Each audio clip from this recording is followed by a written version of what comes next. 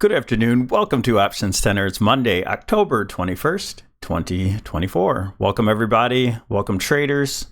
We're going to take a look at SPY on multiple time frames as usual. And on the 65, kind of talk us through what I think is happening. Now, I want to bring up a question that somebody asked me in the comments on YouTube. They asked me, how come I don't short the Qs? All Qs, okay? And if you think the market's going down, you think the Qs are going to lead the market down, which I do. And I said, well, what happens is something like today. We get a certain rotation. So the small caps are taking the lead to the downside right now. Eventually it's going to rotate into the Qs, and we'll have relative strength in the small caps. And right in the middle will typically be SPY. And so I have majority Qs. I'm pointing at the futures, but I have majority Q puts. And then the second most in SPY and some IWM, which I took off a little bit today. And that's because they'll rotate through to the downside. Now, when they all go down in tandem, you usually have those big down days where each indice is down 2, 3, even sometimes 4% to the downside.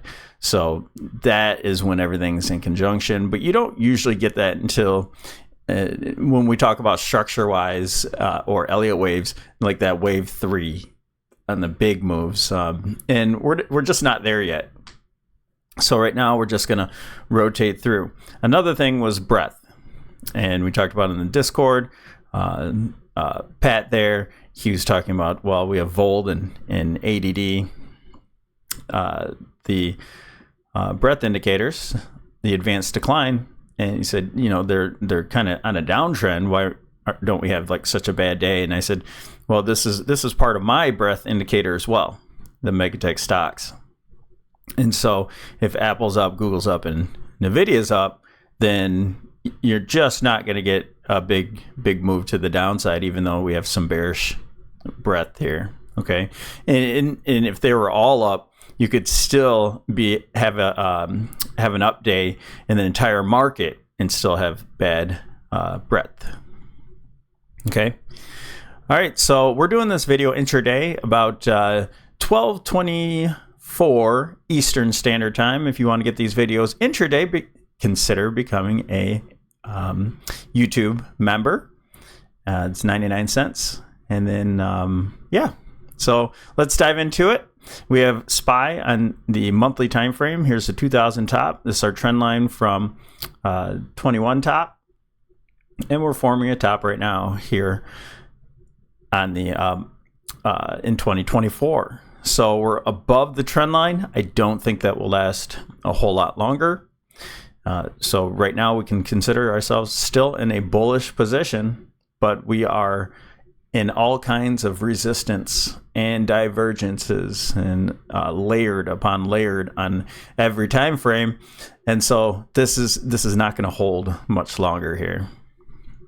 All right, I do think the top's actually in on the lower time frame, but we'll see. We'll see what happens. All right, so let's go over to the weekly time frame. I'm not going to go through all the divergences.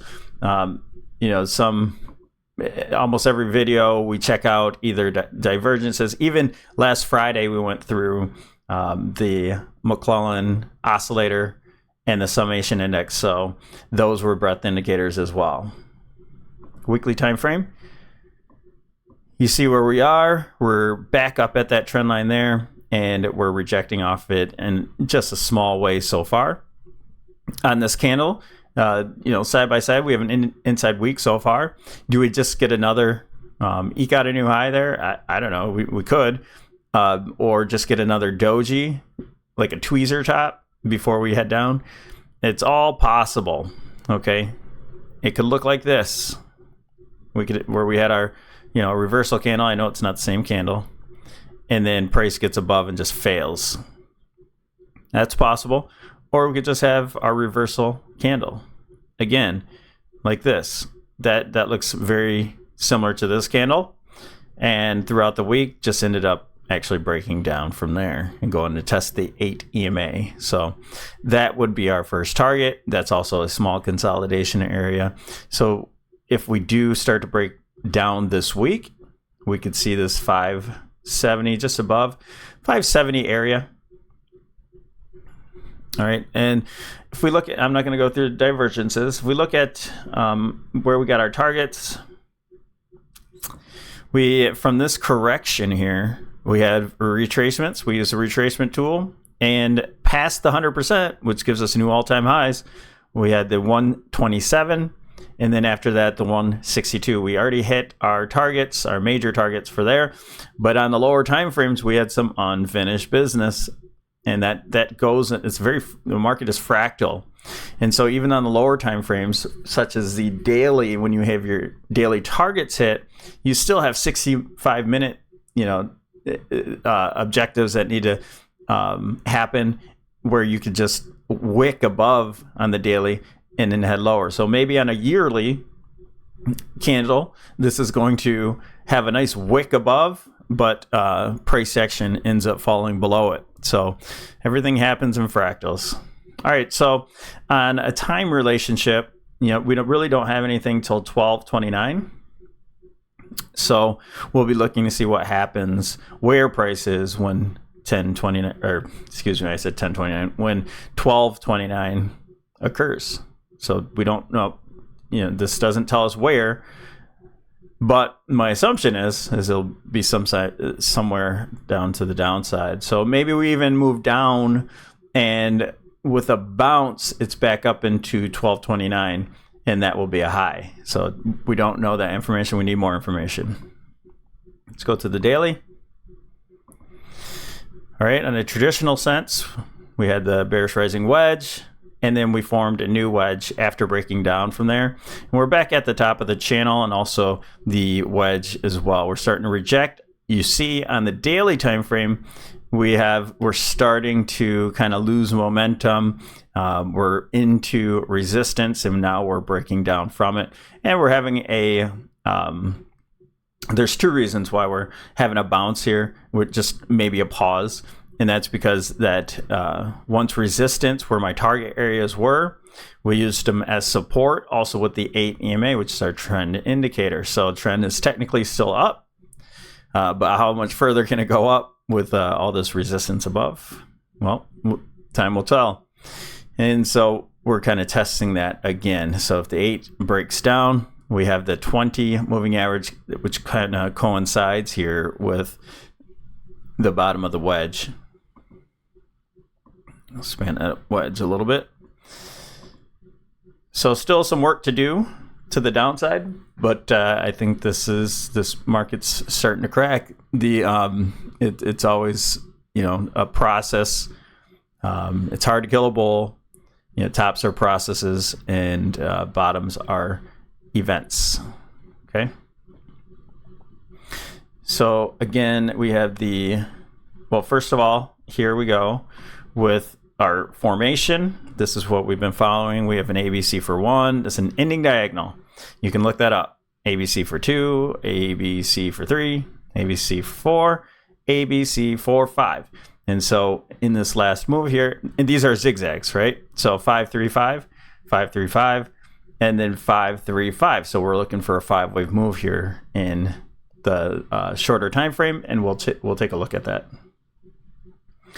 In the meanwhile, still on the daily, we got to our targets here from this decline. We had our first major target, and we're above it. So you can't get too bearish. I mean, I am, but that's my money. Can't get too bearish until we break back down from this 580, okay? And then we can press our shorts. But right now, holding the 8 EMA, holding the 580, and ultimately, some people think it may happen. It's 599 is the ultimate target there on the daily time frame. And so you see what I mean? On the daily time frame, we got above this 580, but really, in the scheme of things, this could be a monthly candle that wicks through this 580. So just on a higher time frame, okay? So we're looking at, we reached the minor resistance at that 138 at the 586 mark there. Let's go in just a little bit closer. Clean this up. And we're coming into price relationships here at October 23rd. So October 23rd and 24th, where is price going to be when that occurs? Okay, is it going to be up higher to our next target and then that'll be another objective short? Or do we start breaking down in the next couple days and maybe get to some lower levels, and this creates a bottom into 1024, 1023? Okay, that's what we look for. And then our next cluster will be here around 1029, 1030. So wherever price is, when these happen, we'll have to see what, layered on our information. Are we oversold? Do we have divergences and such? Let's go to the 65. On 65 minute, here's our clear bearish rising wedge. Rejected off the top of the wedge twice here. Is this just a high or low and we get one more high? That would be a 3 peak on the 65. Possible. Certainly possible. Do we break down from here? So if we're looking to go higher, this is just an ABC, and we have one more move up. And is it tech that leads us? I don't know. IWM could bounce, and then tech kind of leads us up a couple more points, and this would get a new high. That's one scenario. Or this is starting to form some sort of 1-2, 1-2. From the looks of it, just from a visual, this looks like an ABC for an A, a B, and then a C. So that looks corrective because of this look here. So it is possible. And we have hedges, so into this move here, just a small position to the upside, and so we'll be looking to see what happens there. Otherwise, 1-2, 1-2 breakdown. Let's go to another board. We have FOMC here, 11.7. So I do think the price is going to fall into FOMC.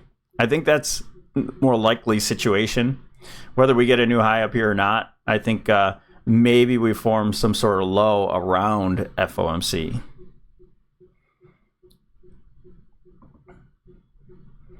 And ultimately what I'm looking for while I'm here is maybe some sort of low into FOMC, but ultimately a 5-wave impulse move to the downside, much lower than that 570 I was talking about. But this would be a good support area in the near term to take some profit, where we could have a nice initial wave 1 here eventually, and take some profit, look for a bounce, maybe back up, and then a fall. We'll see. Okay, again, this is just a better look at our zigzag here for the last wave 5. We have a 5-wave move up for an A, 3-wave move down for a B, and then C wave is 1, 2, 3, and then 4, and 1, 2, 3, 4, 5. So I think this is over, but this literally could be, this, again, it's speculation. This could be a 1, 2, 1, 2, 3, 4, 5, and then a wave 4 and a 5 again. All right, but eventually we're looking for a rejection off of here, and we'll start counting our waves down. So we do have a time price here. We had a high with this 19th. I'm going to take that out. So we have the next one here is the 22nd. So we'll see what happens tomorrow. Turnaround Tuesday. Maybe that's an up day, perhaps. And then after that, the 25th. So there's no real big clusters here. So I'm not looking for, real events going on. We have around 10:30, that's a little cluster there. So maybe that's significant going with the daily time frame. QQQ. Again, that wedge here is forming. The high, I don't think we make a new high, but there's still room in this wedge still to make a lower high, even if the Qs want to be stubborn right here and go a little bit higher, which means that, in a sense, we'd say, they're making new highs into earnings. And then if that happens, then I suspect that earnings will not be that great in order for this to play out to the downside. Okay, so we'd buy the rumor and sell the news. All right, and so we have another objective short coming up here if price wants to make it to about 500.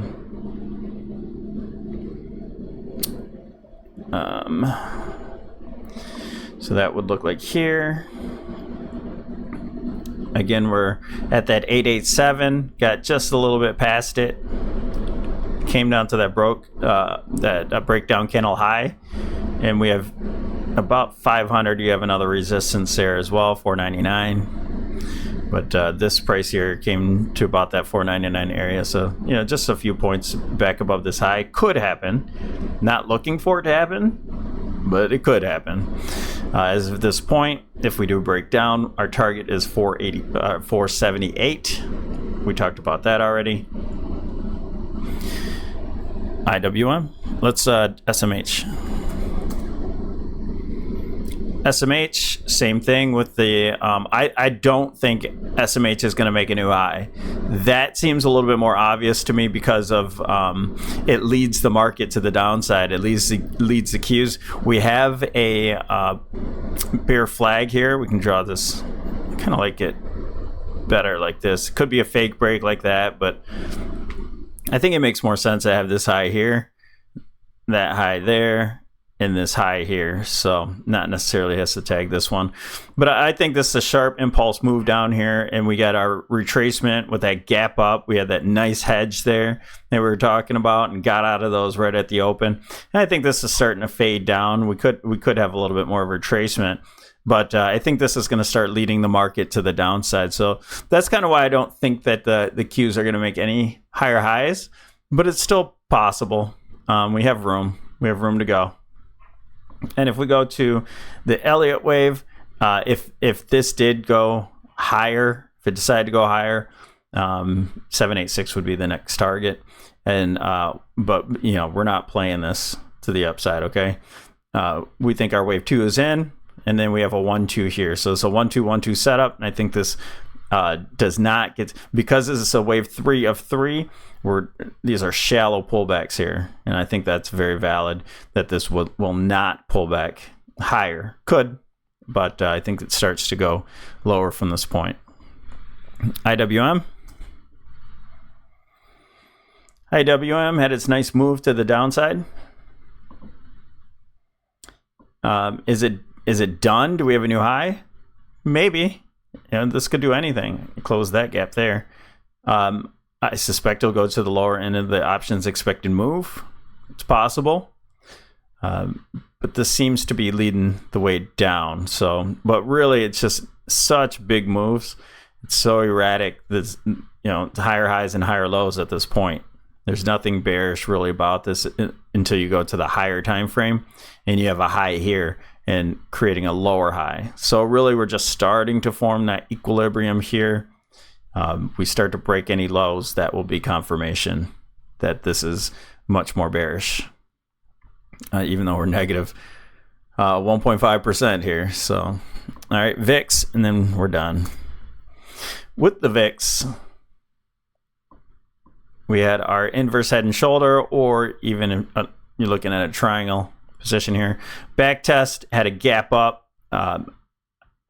Again, this is like, we're very limited to the upside on the market. If this wants to go test a little bit lower, then we're going to get a new high in the market. And whoever leads that, maybe we get a big bounce in IWM, not making new highs, but then we get the Qs to go up to that new high. So we'll see if VIX breaks down a little bit more.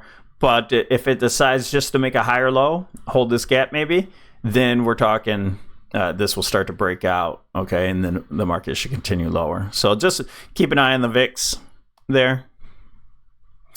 And that's it, you guys. That's what we got. So don't forget to like the video. Thanks for all the support. We hit 2,000 subscribers today. That's fantastic. I love to get this information out. We are bearish the market. Come ride the ride, ride the waves. All right. Thanks for joining us here in Options Center. Have a wonderful day. We'll talk to you tomorrow.